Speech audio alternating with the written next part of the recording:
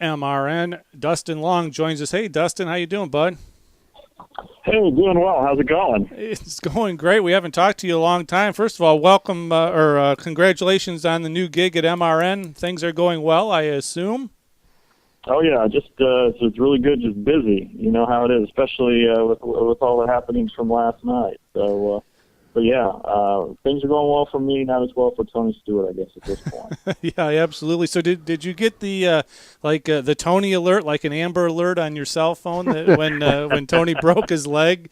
Did you get the beep beep beep there by your phone and on the nightstand? Yeah, I had the phone was going crazy last night. That's for sure. We had a crazy, yeah, I bet we had a crazy thought, or I had a crazy thought when we were thinking about replacements. Now I don't know if anything's come down yet as far as a replacement for Tony, but here's a wild thought. How about Robbie Gordon?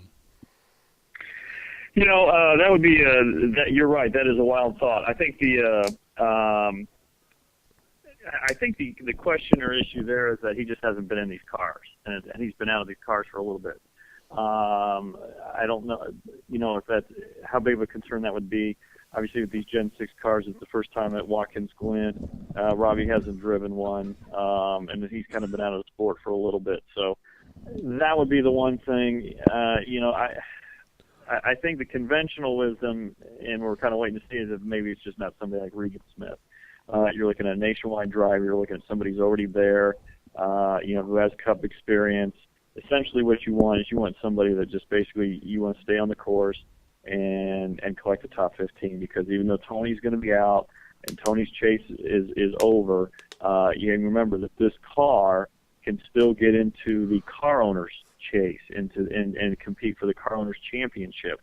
So that becomes the goal, the new goal for the 14 team, because you're not gonna see Tony Stewart in a car for a while, most likely. Well, you've got you talked about Regan Smith as a likely candidate. Who else do you see on that short list? I know Max Pappas went down and did some testing for SHR earlier in the year. Who else might be on the short list? Well, it just depends what you want, because you've got to look at, with the expectation to be out for a while. Do you just get somebody for this weekend, get through this weekend, and then try to get somebody that's going to be in the car for a few more weeks before Tony recovers? If you're, the thing is, one thing I thought about was Ron Fellows, but he's in the 33 this weekend, and he brought sponsorship with Canadian Tire. Boris Said's in the 32. So, those are a couple names that kind of come to mind immediately. Jacques Villeneuve was at Sonoma for Phoenix Racing. I don't know. I think it's probably too late in the game to get him, even if they wanted him. Then he spends most of his time, a lot of his time over in Europe. I think I think what you're looking at probably, and then the other challenge, you got Grand Am Racing this weekend. So, you got a lot of those road racers that are going to be doing their own thing. So I think you're really looking at who's at Watkins Glen or who's available, and if it's not somebody like Robbie Gordon, which I think certainly be a wild card in that sense, it would be somebody you wouldn't maybe necessarily expect. I think you're looking at a nationwide driver. Is it somebody like I said Regan Smith because he's with Junior Motorsports. They have the ties with Hendrick Motorsports, which Stewart Haas Racing has. Are you looking at somebody like Nelson Piquet with Turner Scott Motorsports? They have, he would be somebody maybe available, or Justin Allgaier, somebody like that. But my gut tells me, unless something comes out of the woodwork that's a little different, is that you're probably going to see somebody do double duty this weekend. They're just going to have to get somebody from the nationwide side. I wondered if maybe they'd look at Elliott Sadler, because Elliott was pretty good at road courses, and he's going to be there as a nationwide driver. Well, the only problem is he's in a Toyota with Joe Gibbs Racing. Right. So you're talking about a Toyota driver in a Chevrolet car. So again, that would, I don't think you're going to see that, which is why you don't think you'd see Brian Vickers unless something can get worked out. Or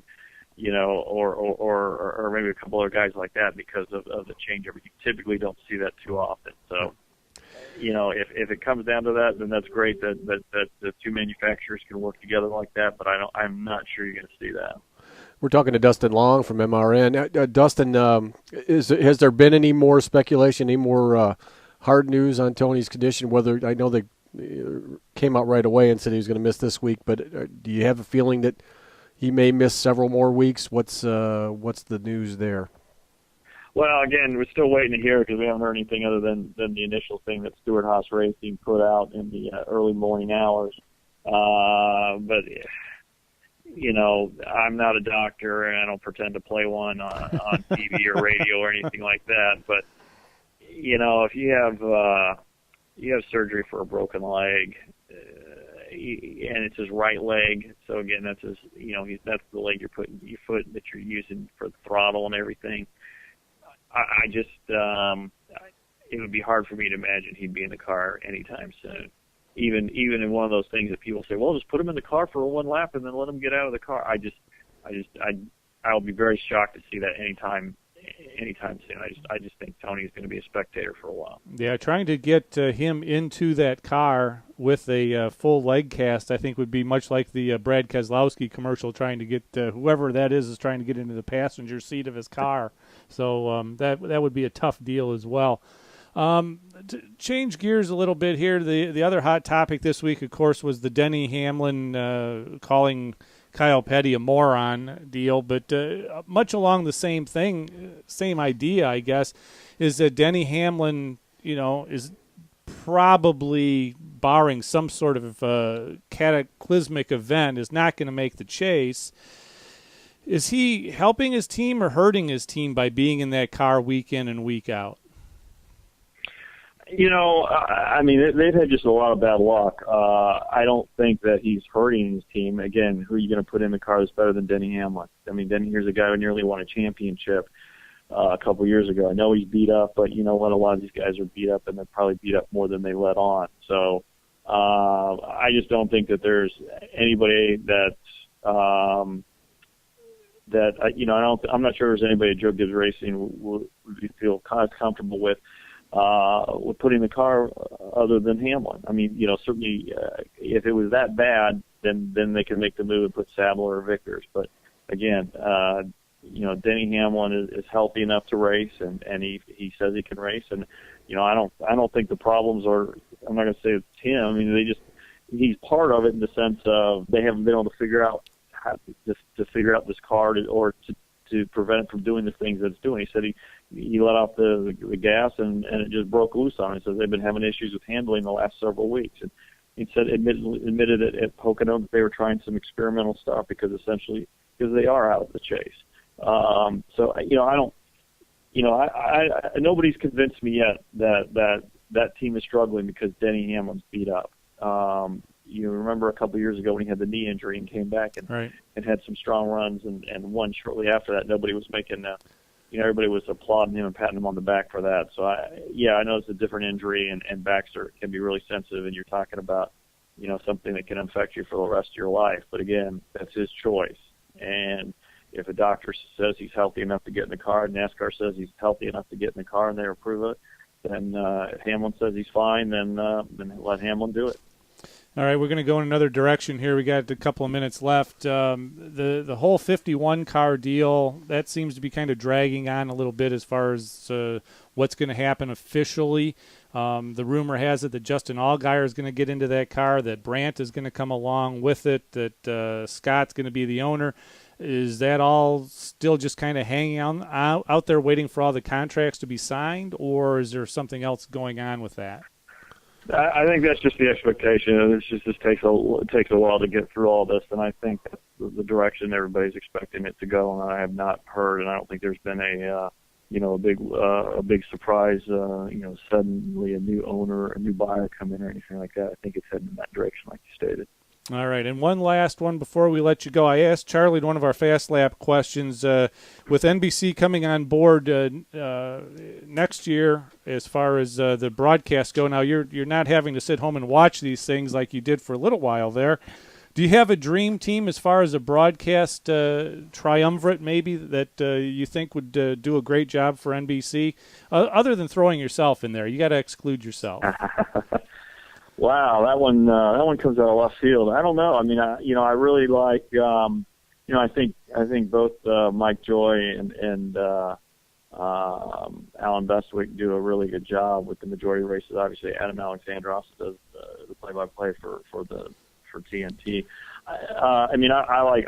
I mean, both Mike and Alan have different styles a little bit, and it depends on what you want in the booth.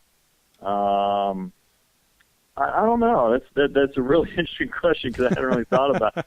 I mean, one guy I've always enjoyed in the booth is Wally Dallenbach because I thought he was always a pretty good straight shooter, and I always thought it was a shame that he was, as great that he's with TNT. It's a shame they only had the 6 races because I've always enjoyed him, and I just never thought he got as much of the attention as certainly the others. And Dale Jarrett's very good for ESPN, and for Darrell Waltrip, he's a lightning rod, and that's kind of what you want for an analyst. You want somebody that some people are going to pay attention to, even if they don't like the guy, they're going to pay attention to what he says. So, I think you want somebody with the more recent knowledge of a Dale Jarrett, with the lightning rod ability of a Darrell Waltrip, some sort of combination. But well, I don't know. You really kind of throw me for a loop there. That's a good welcome to my life, Dustin. I'm going to mark this day down that I actually was able to stump Dustin Long. Excellent. There you go. Deal. Hey, Dustin, thanks so much. We appreciate it as always. Best of luck to you. Have fun out there. All right. Thanks a lot. We'll see you. All right. Take care. Dustin Long. Now with MRN. You can read his stuff. Been pretty much a regular of this show for about 10 years. Yep, absolutely. And